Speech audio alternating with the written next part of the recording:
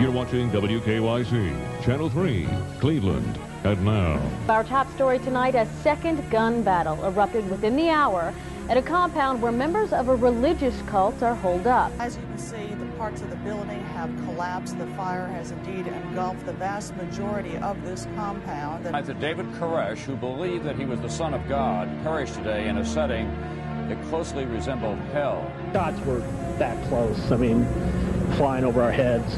And the dangerous situation there is not over yet.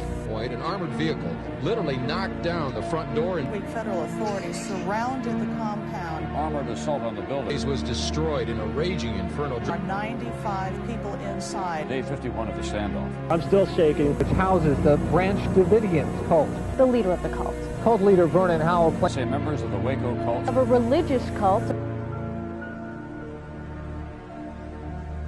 On April 19, 1993, the compound where the Branch Davidian group lived, worked, and prayed was burnt to the ground. 76 men, women, and children died.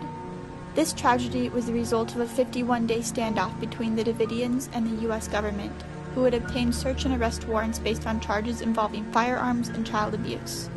But there was an unlikely player in the game that led to such a catastrophic ending: the media.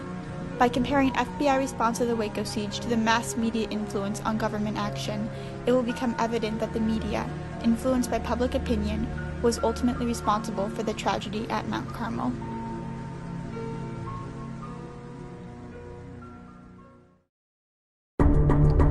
David Koresh, the eventual leader and self-proclaimed prophet of the Branch Davidians, was born on August 17, 1959.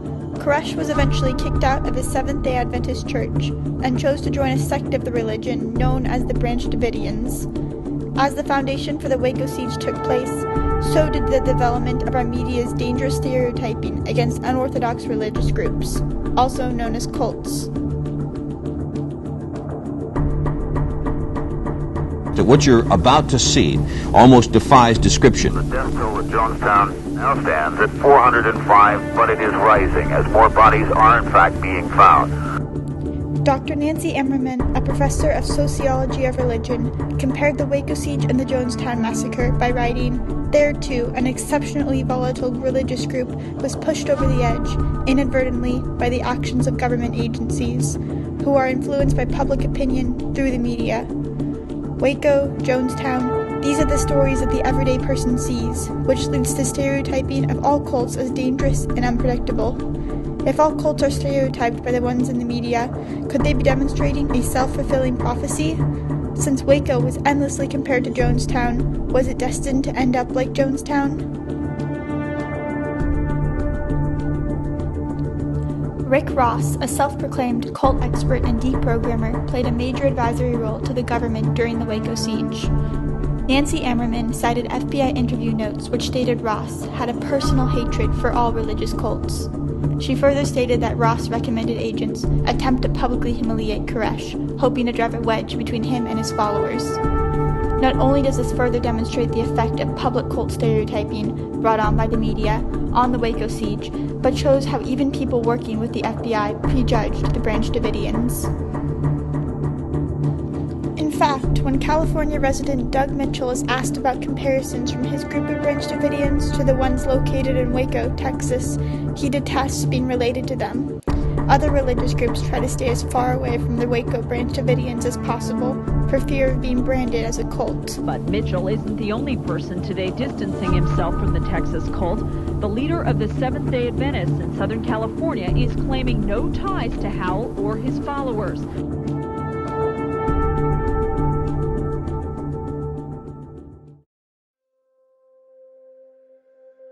After David Koresh joined the Branch Davidians, he married the daughter of the current leader and quickly rose to power.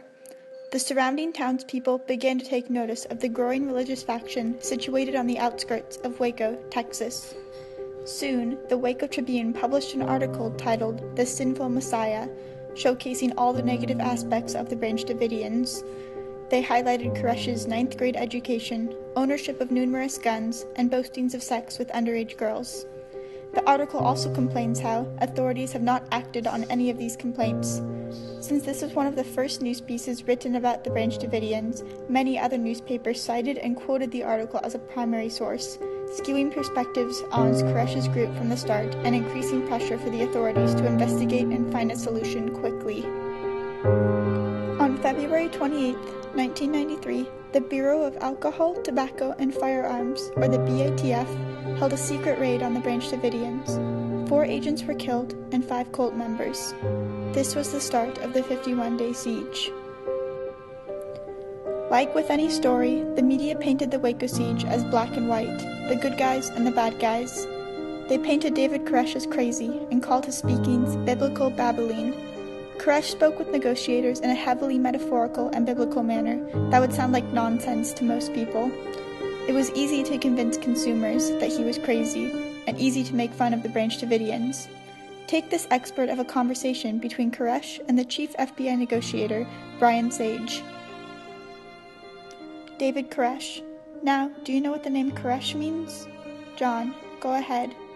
David Koresh: It means death. You see, the name of God is Yahweh, but the way it's actually pronounced, since the first punctuation of time from the ancient writers, is when it says in the Techne, Thou shalt not take the name of the Lord thy God in vain. The religious experts that worked with the FBI were cult deprogrammers who could not understand Koresh's speech.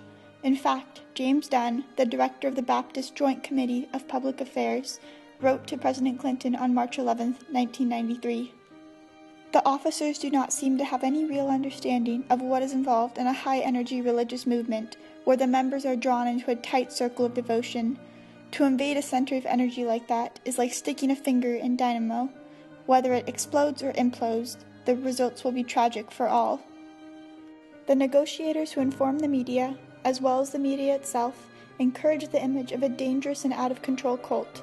They failed to realize the delicacy of the situation and pushed for quick government action. In fact, just days before the fire and death of all the Branch Davidians, David Koresh sent a letter to the public stating he would emerge after he completed his interpretation of the 16 seals.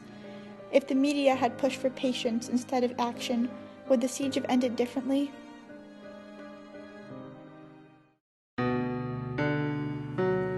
The U.S. government spent the next 50 days trying to arrest David Koresh, who hid behind 76 members who remained in the compound. The FBI had a very difficult task to balance, as there were children and families inside. They managed to negotiate the release of 19 children, but soon grew impatient on the lack of knowledge of the children still inside. On April 19th, plans for a final assault were put into action. The prevalence of the media coverage made it easy to watch the entire siege from one's living room, and the drama and high stakes made it seem almost like a soap opera.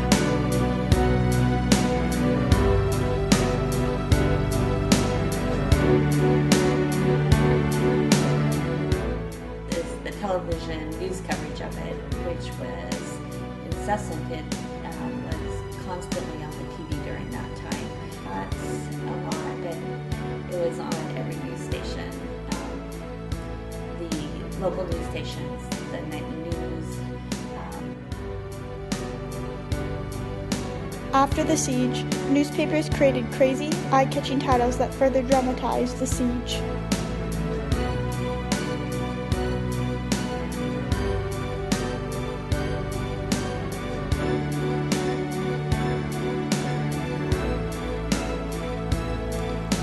On April 19, 1993, the compound where the Branch Davidian group lived, worked, and prayed was burnt to the ground. 76 men, women, and children died.